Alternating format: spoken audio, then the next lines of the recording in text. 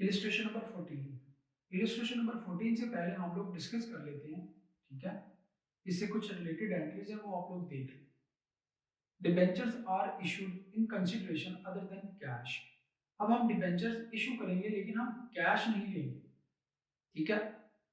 होगा क्या इसमें कि कंपनी जो है वो रनिंग बिजनेस जो है वो किसी का बाय करेगी, ठीक है। तो बिजनेस के जो एसेट्स होंगे, ठीक है, लायबिलिटीज में से उसको माइनस करेंगे हम, ठीक है। फिर परचेज प्राइस डिसाइड होगी। तो देखिए सबसे पहले एंट्री क्या होगी, when assets and liabilities are incorporated, ठीक है। जब एसेट्स और लायबिलिटीज लेंगे हम किसी बिजनेस की, ठीक है, तो सबसे पहले एसेट्स को आप डेबिट करेंगे, लायबिलिटीज को क्रेडिट करेंगे, ठीक है। एसेट्स और माइनस लायबिलिटीज करेंगे तो हमारे पास क्या आ जाएगा, बुक वैल्यू या नेट एसेट्स, ठीक है। और परचेज प्राइस जो भी डिसाइड होगी, ठीक है, उतनी अमाउंट से हम वेंडर्स को क्या कर लेंगे, क्रेडिट कर लेंगे, पेबल बना लेंगे। अब वेंडर का नाम नहीं होगा तो आप सिर्फ क्या लिखेंगे, वेंडर, ठीक है, या सप्लायर। ये हो गई पहली एंट्री। आपने पेबल बना लिया, क्रेडिट बना लिया सप्लायर को, ठीक है। सेकंड एंट्री क्या होगी, when purchase consideration is settled bye issuing debentures. Second में आप क्या करेंगे, डिबेंचर्स इशू करेंगे। तो वेंडर अकाउंट को डेबिट करेंगे खत्म करने के लिए, और डिबेंचर्स को आप क्या कर देंगे, क्रेडिट करेंगे, ठीक है। उसके बाद देखें गुडविल कैसे निकलेगी, जब परचेज कंसीडरेशन जिस प्राइस पे आपने डिसाइड किया है माइनस करेंगे नेट एसेट्स में से। तो अगर तो आपने ज्यादा पे किया है बिजनेस को, ठीक है, तो इसका मतलब वो बिजनेस की गुडविल है, ये हमने पहले किया हुआ है, ठीक है। अभी हम इसको प्रैक्टिकली करेंगे तो आप लोगों को क्लियर हो जाएगा, ठीक है। तो करते हैं जी illustration number 14। Faisal industries limited purchased assets of rupees 6 lakh and liabilities worth rupees 2 lakh. Assets कितनी है जी फैसल इंडस्ट्रीज की, 6 लाख, और लायबिलिटीज कितनी है, 2 लाख। और वेंडर कंपनी, ठीक है। अब वेंडर कंपनी का जो है नाम नहीं आया, सिर्फ वेंडर कंपनी है, ठीक है। तो आप वेंडर का वर्ड ही यूज करें। पास necessary general entries for purchase if Faisal Industries Limited agrees to issue 10% debenture in full settlement of the claim of the vendor company for। पहला क्या जी, एक केस में परचेज कंसिडरेशन आपने क्या डिसाइड किया, price क्या decide किया बिजनेस की, 4 लाख। बी केस में क्या है, 4,60,000। और सी केस में क्या है, 3,60,000, ठीक है। तो देखते हैं जी पहला केस सबसे हम पहले करें। एक केस सबसे पहले आप क्या करेंगे, एसेट्स को डेबिट करेंगे, ठीक है। एसेट्स कितने हैं जी, 6 लाख। और लायबिलिटीज को क्या करेंगे, हम क्रेडिट करेंगे, ठीक है।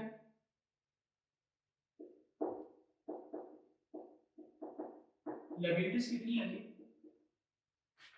2 लाख की, सॉरी 4 लाख की लायबिलिटी, सॉरी 2 लाख की लायबिलिटी, ठीक है। अब ये वर्किंग में देखिए आप,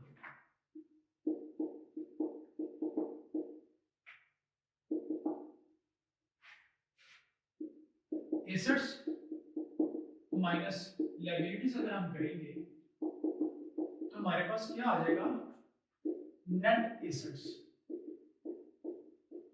या हम इसको बुक वैल्यू भी बोलते हैं, ठीक है। अब पहले केस में देखिए हमारे पास एसेट्स कितनी है जी, 6 लाख के, माइनस लायबिलिटीज कितनी है, 2 लाख। तो कितने नेट एसेट्स आए हमारे पास, 4 लाख, ठीक है। अब पहले केस में आप कितना पे कर रहे हैं, जो ए केस है उसमें हम पे कर रहे हैं 4 लाख की, जो परचेज प्राइस डिसाइड हुई है। तो ये होगी पूरी पूरी प्राइस, कुछ भी डिफरेंस नहीं आया, ठीक है। तो आप इसके बाद क्या करें, डिबेंचर्स को इशू करें। सबसे पहले वेंडर को क्या करें, टेबल बनाने 4 लाख से,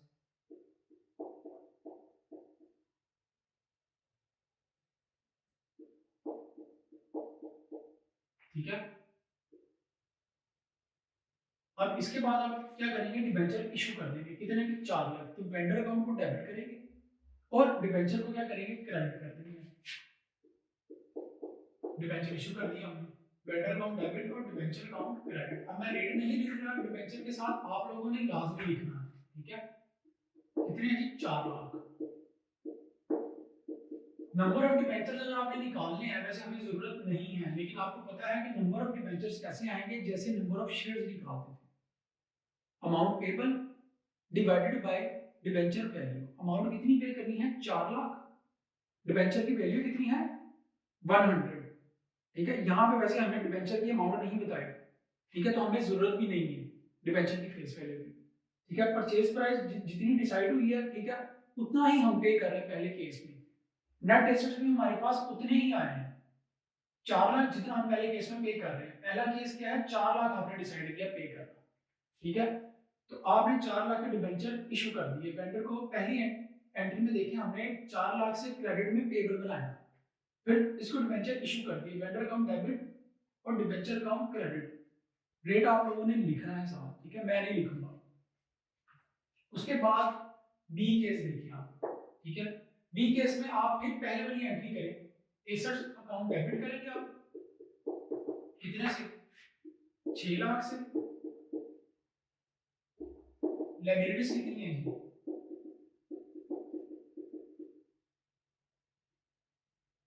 2 लाख।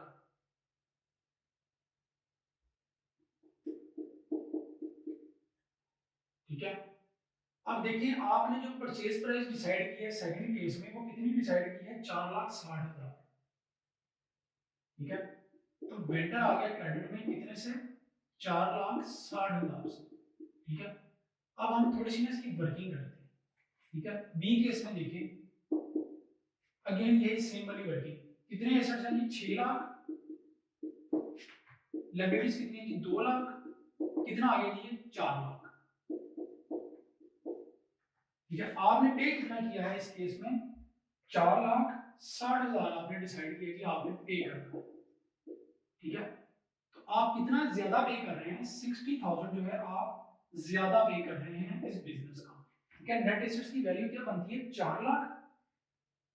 सेकंड केस में आपने प्राइस क्या डिसाइड की है, 4,60,000।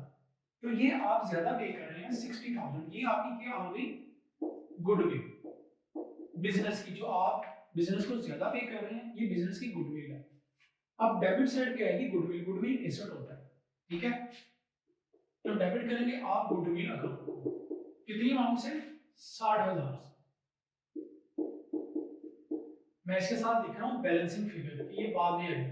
अब देखें डेबिट और क्रेडिट साइड इक्वल हो गई, डेबिट में कितना है, 6,60,000, और क्रेडिट में भी कितना है, 6,60,000। ये क्रेडिट साइड है और ये डेबिट साइड है। डेबिट क्या है, एसेट और गुडविल। गुडविल कैसे निकाली है वो मैंने आपको बता दी। कितने नेट एसेट्स थे, 4 लाख के, कितना पे कर रहे हैं, 4,60,000, तो 60,000 जो है वो ज्यादा पे कर रहे हैं, तो 60,000 के आगे बिजनेस की गुडविल, ये आगे डेबिट में। अब इसके बाद आप डिबेंचर इशू कर दें, वेंडर अकाउंट को डेबिट कर दें, ठीक है, और डिबेंचर को क्या करें, क्रेडिट कर दें।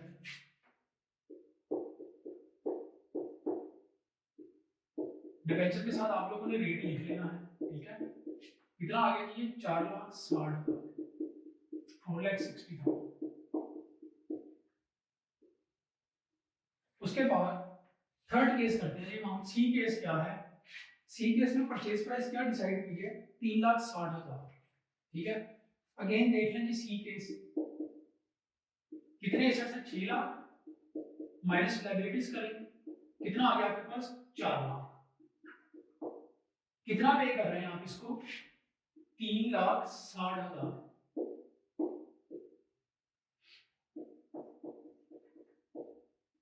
तो कितना कम पे कर रहे हैं आप, 40,000। देखिए नेट एसेट्स कितने बार थे, 4 लाख, कितना पे किया आपने थर्ड केस में, 3,60,000, तो 40,000 आप कम पे कर रहे हैं। ये 40,000 क्या है, प्रॉफिट, कैपिटल प्रॉफिट। इसको आप लिखेंगे कैपिटल रिजर्व के नाम से क्रेडिट साइड पे।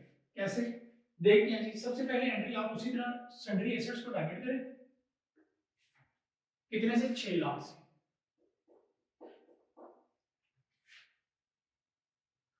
लायबिलिटीज को क्रेडिट करें, कितने से जी, 2 लाख से। वेंडर को आपने कितने से क्रेडिट किया, 3,60,000 से। ठीक है, और डिफरेंस देखिए 40,000 मैंने अभी निकाला, ये कि आ गया आपका कैपिटल रिजर्व क्रेडिट साइड पे। ठीक है, ये बैलेंसिंग फिगर मैं लिख रहा हूँ ताकि आपको पता चले कि ये हमने वैल्यू निकाली है, ठीक है। कितना है जी कैपिटल रिजर्व 40,000 आप काम पे कर। अब देखिए डेबिट और क्रेडिट साइड इक्वल होगी, ठीक है। अब वेंडर को आप डेबिट करें, वेंडर अकाउंट डेबिट और debenture account credit, debenture issue कर दें सिंपल। कितने के हैं जी 3,60,000।